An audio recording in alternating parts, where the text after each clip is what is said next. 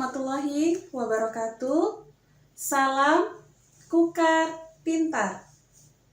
Jumpa lagi bersama saya Marwah Indah dalam video pembelajaran portal Kukar Pintar Dinas Pendidikan Kabupaten Kutai Kartanegara pada mata pelajaran Ilmu Pengetahuan Sosial SMP MTS kelas 7. Di materi semester genap pada bab yang keempat, kehidupan masyarakat Indonesia pada masa praaksara, masa Hindu-Buddha, dan masa Islam. Pada submateri, kehidupan masyarakat pada masa Hindu-Buddha.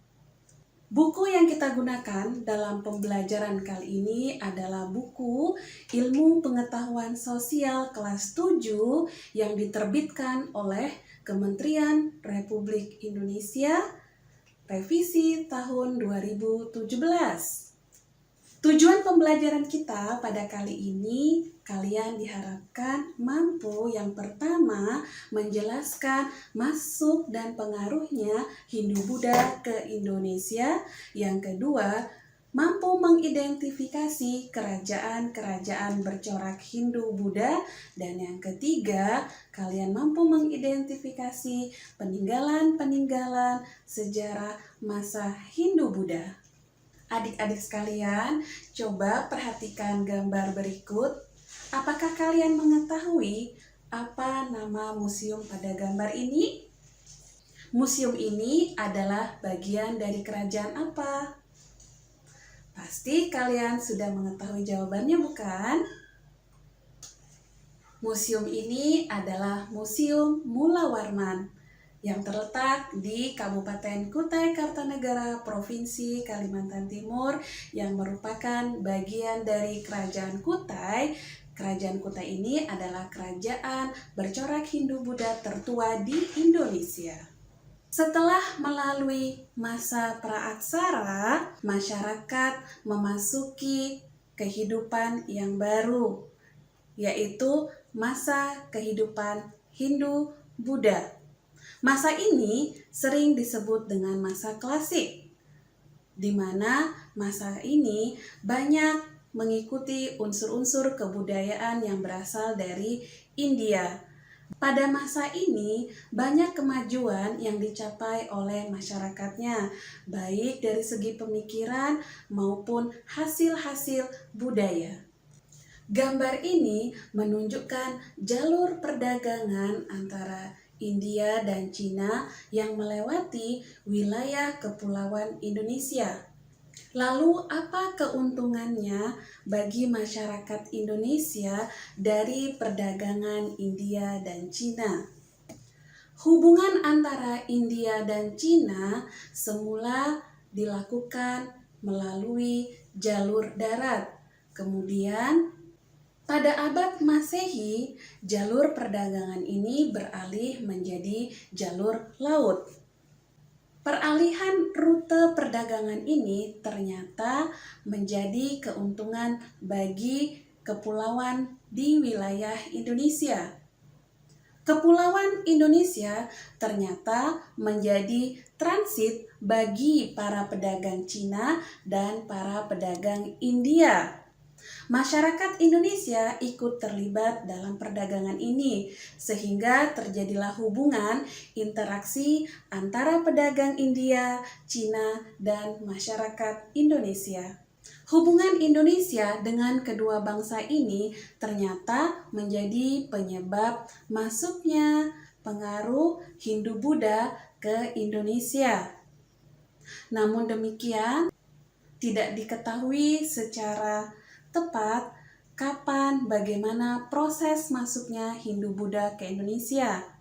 Namun ada beberapa pendapat atau teori yang menyatakan proses masuknya Hindu-Buddha ke Indonesia.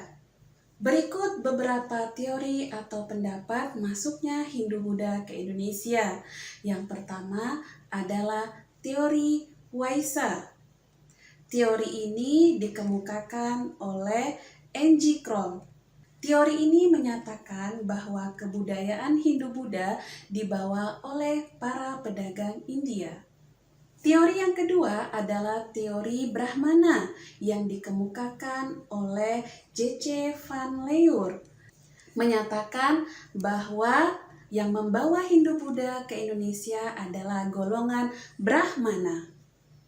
Selanjutnya yang ketiga adalah teori kesatria yang dikemukakan oleh C.C. Berg yang menyatakan bahwa kebudayaan Hindu-Buddha berada di Indonesia dibawa oleh golongan kesatria. Teori yang keempat adalah teori arus balik yang dikemukakan oleh F.D.K. Bos, menyatakan bahwa para pemuda Indonesia ada yang berangkat mencari ilmu ke negara India. Setelah selesai, mereka kembali ke Indonesia sambil menyebarkan kebudayaan Hindu-Buddha.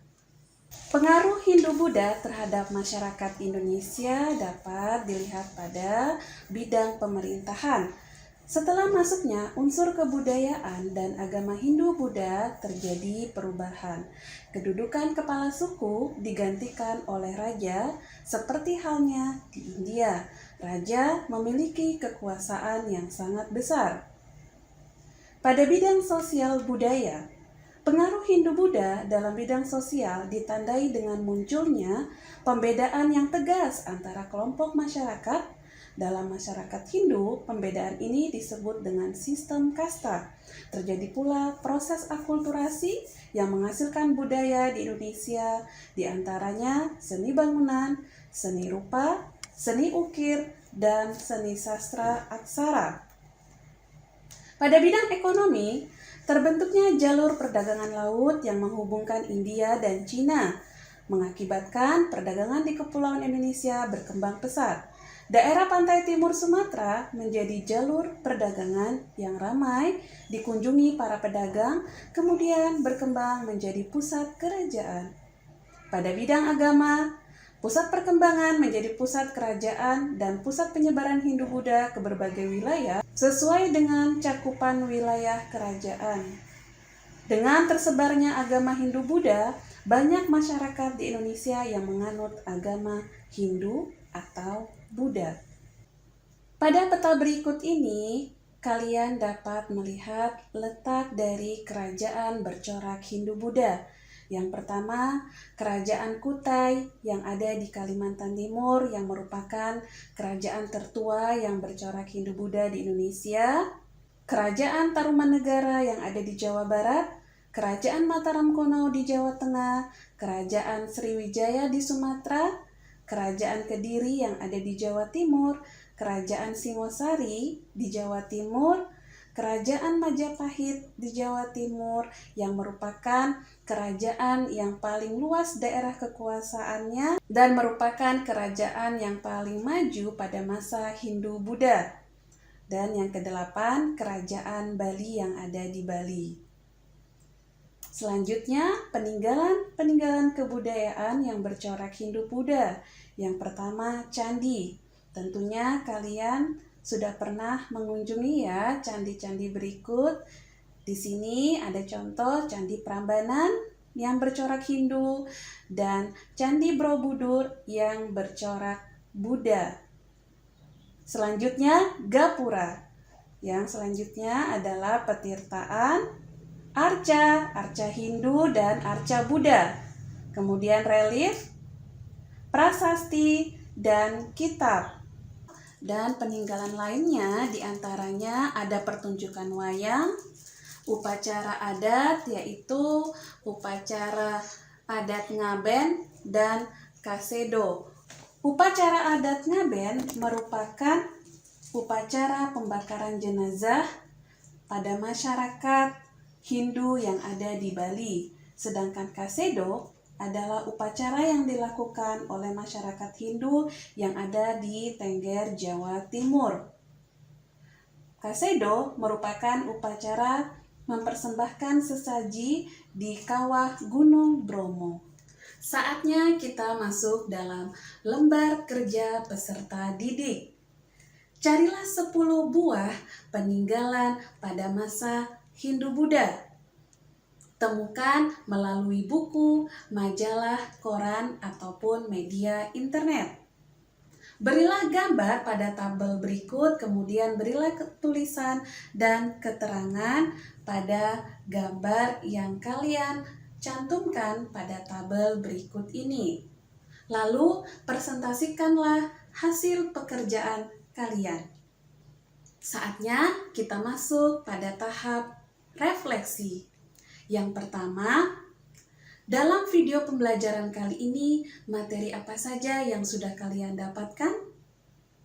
Yang kedua, dari materi kali ini masih adakah yang membingungkan kalian?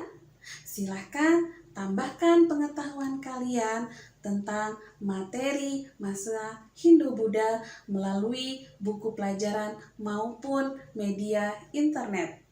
Bagaimana perilaku belajar kalian tadi? Pelajari materi kehidupan masyarakat pada masa Islam untuk pembelajaran selanjutnya, baik melalui buku maupun referensi lainnya. Banyaknya jumlah kerajaan-kerajaan di Indonesia mewariskan peninggalan-peninggalan sejarah. Di antaranya ada peninggalan bangunan seperti candi, gapura, kemudian ada relief, ada prasasti, ada kitab, dan warisan budaya lainnya. Warisan budaya ini dapat kita petik nilai-nilai sosialnya yang dapat kita gunakan dalam berinteraksi di masyarakat Indonesia. Ilmu yang sejati seperti barang berharga yang tidak mudah untuk memperolehnya. Ilmu harus diusahakan, dipelajari, dan difikirkan. Bahkan lebih dari itu harus kita sertai dengan kekuatan doa. Maka kuatkanlah doa kalian dalam menuntut ilmu. Demikian adik-adik video pembelajaran kita kali ini. Semoga bermanfaat dan seringlah mengunjungi portal Kukar Pintar Dinas Pendidikan Kabupaten Kutai Kartanegara dengan memberikan like, subscribe, dan membagikan video ini agar lebih meluas manfaatnya. Terima kasih. Wassalamualaikum warahmatullahi wabarakatuh. Salam Kukar Pintar.